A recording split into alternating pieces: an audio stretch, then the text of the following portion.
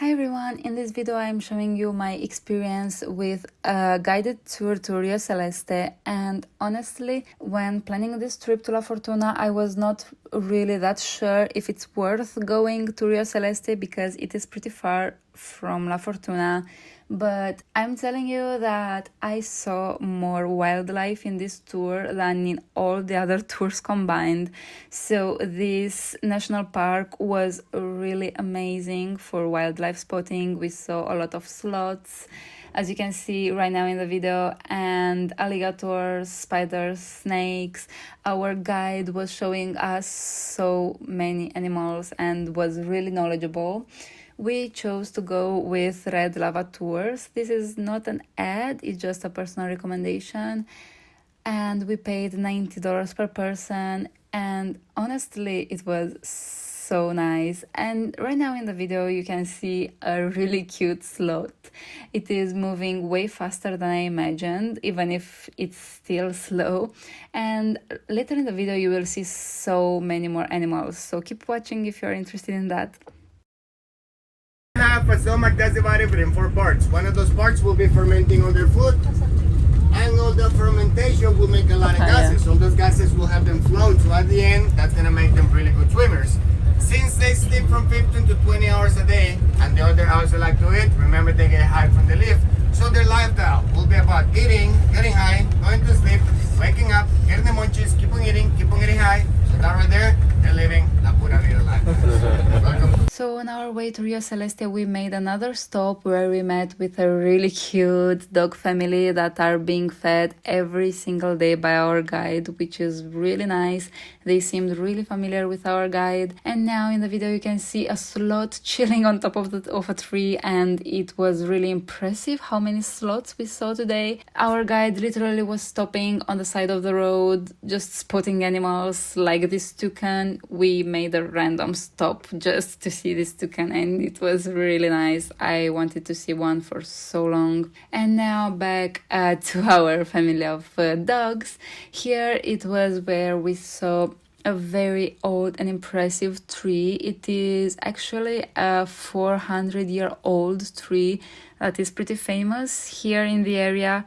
And if your guide wants to stop here, you can maybe even ask your guide if it's not included in the tour. You get to walk all around the tree and just admire the beauty of nature. This one is huge and you will for sure be impressed. You can get to see the other plants and leaves that are growing on top of this tree, and it's really very impressive. It's worth mentioning that it's worth stopping here and you will love it. Anyways, after this stop we went directly to Rio Celeste, and from here we started our Rio Celeste tour. Back and forth, so they like to go away. More likely, if we are lucky enough, we'll get to see some snakes and spiders or tarantulas. Besides that, anything extra will be actually something. Yeah, they don't do anything. They just inside of your head, guys. They don't do anything at all. Araña hilos de oro. Es algo muy loco, pero esta telaraña es lo que utilizan para hacer Kevlar, y Kevlar es lo que utilizan para hacer chalecos antibalas. Eso es tan fuerte esta telaraña, que eso es lo que utilizan para hacer. La araña se hace así de grande, y entre más grande esté, la telaraña va a ser mucho más fuerte. Entonces cuando está adulta, es everything. But if it was the case that happens, you can eat termites. They're going to be full of nutrients and proteins. They actually taste like peanuts. The bigger they are, they taste like peanuts, and they'll help you survive inside of the forest. Repelente natural para mosquitos, también comía. Está lleno de proteínas y no...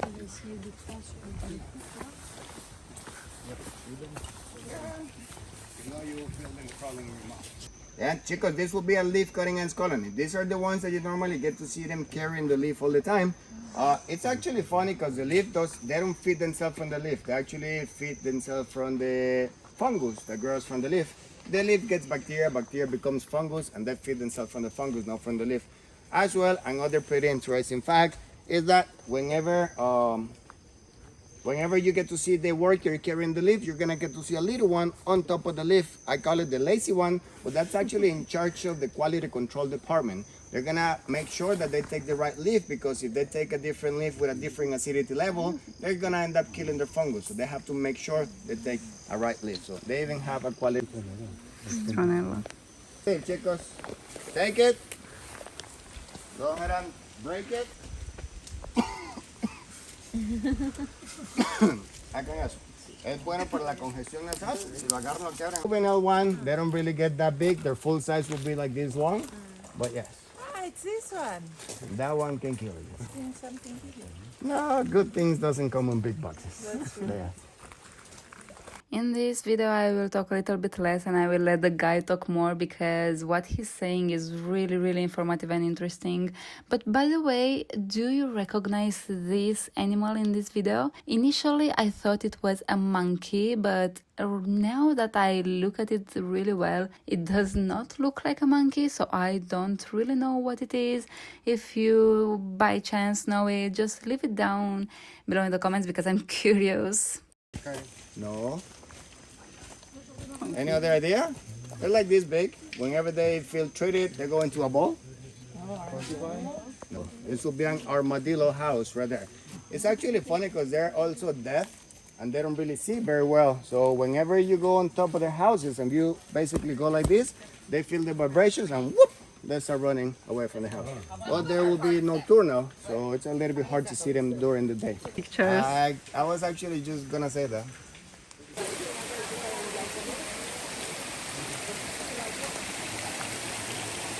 Now I'm really slowing down a lot this video to show you here a green snake that is really hard to see. Do you see it? It's like a cable that is between the leaves.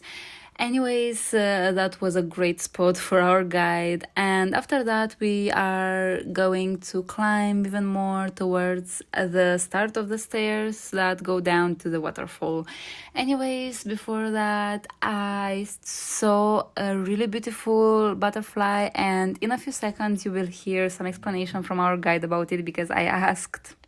Thing cool about them, whenever they stay still, you pay attention on the wings, you get to see at the other side. It's like a piece of glass, basically. Es una mariposa de vidrio, que cuando se queda quedita le puedes ver de lado a lado. Una mariposa de cristal. I want to also mention a few things about the hike in general. So in the day when we went, it was raining, I think the entire morning or the previous day, so it was really wet and we had to go a little bit slower when going down the stairs because it was slippery. So make sure you have good shoes because you never know how the weather will be. But anyways, if the weather is not that good in that day, you may not see that turquoise beautiful water, or how it's pronounced. So be prepared for a normal color of the water if the weather is pretty bad. Anyways, the hike is pretty hard, so you should be prepared for that. There is a lot of climbing. We climbed a lot to the top, and then we started descending towards the waterfall, and we descended a lot, and all those stairs we had to climb back when going back, so it was a pretty hard hike to do, but it was rewarding. As you can see, we saw some of the light blue water, and that was really nice. Our faces. In this case, remember this is an active volcano, so all the activity needs to release pressure. All that pressure will bring gases. All those gases will be making these bubbles, and those bubbles are releasing the smell like sulfura. But as well, before we used to swim at the waterfall, at the Blue Lagoon over here where the magic happens, but a person drowned himself at the waterfall. A lot of people started having allergic reactions on their skin because of how strong the minerals will be. And many people used to make picnics, leaving the trash behind themselves all the time. So they just decided to preserve it and close it. That's why there is no more swimming inside of the park. So he was saying that before in the past you were allowed to swim in the waters here at Rio Celeste, but right now you are not allowed anymore for the reasons he mentioned earlier.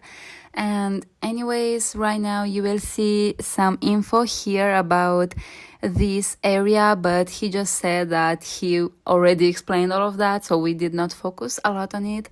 You can see here the beautiful water. We were really lucky to see it because the weather was not good in the past days.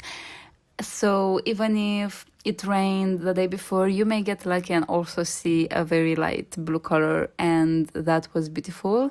Right now you can see the stairs that lead to the waterfall, and at this point we were really close to it. You can see it a little bit between the leaves of the trees, and I was so impressed by this waterfall. I feel like it was even more beautiful than the La Fortuna waterfall, and I really loved it so much.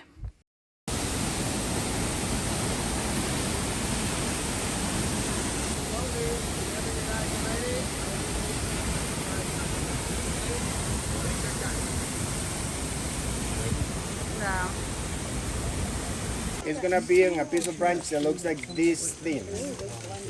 Right there. Yeah? I think they're blind. No, that's a green anole, guys. That would be the biggest. 1 metro aproximadamente es todo el tamaño completo. Entonces es un bebé juvenil. Sí, bebecitos son. Look at the baby right there. Look at the daddy. You see the baby? Yeah, there you go. Look.